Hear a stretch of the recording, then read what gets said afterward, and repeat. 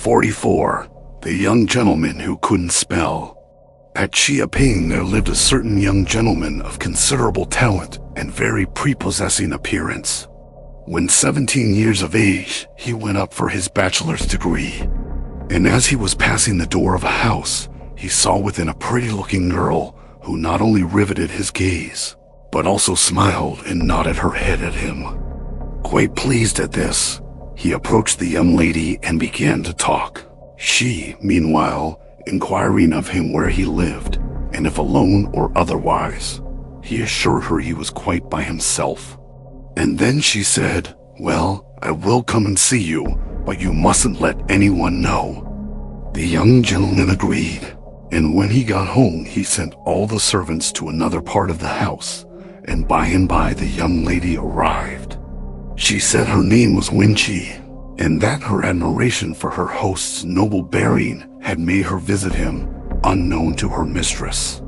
"And gladly," added she, "would I be your handmaid for life." Our hero was delighted, and proposed to purchase her from the mistress she mentioned. And from this time she was in the habit of coming in every other day or so. On one occasion it was raining hard, and, after hanging up her wet cloak upon a peg, she took off her shoes, and bade the young gentleman clean them for her.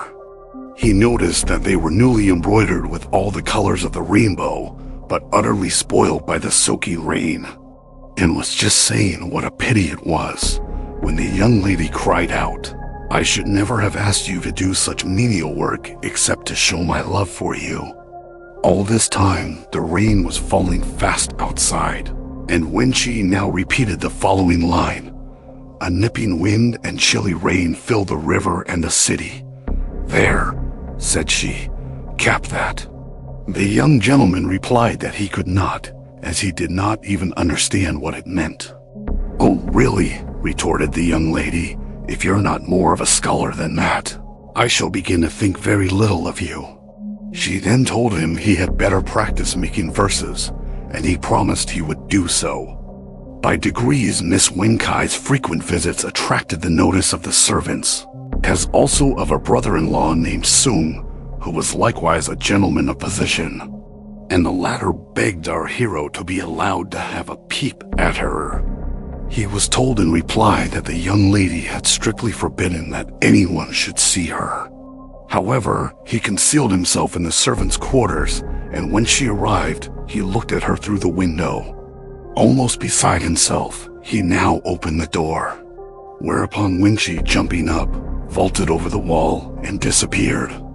Sung was really smitten with her, and went off to her mistress to try and arrange for her purchase.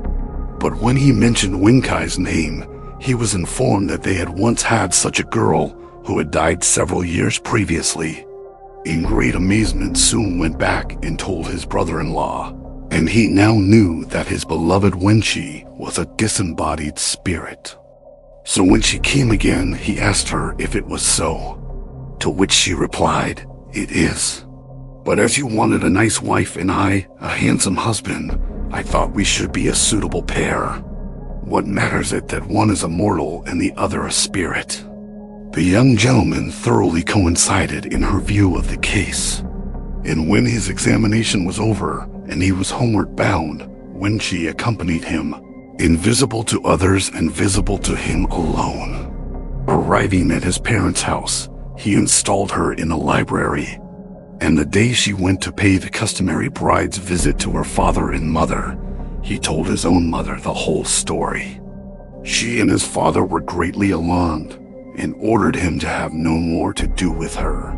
But he would not listen to this, and then his parents tried by all kinds of devices to get rid of the girl, none of which met with any success.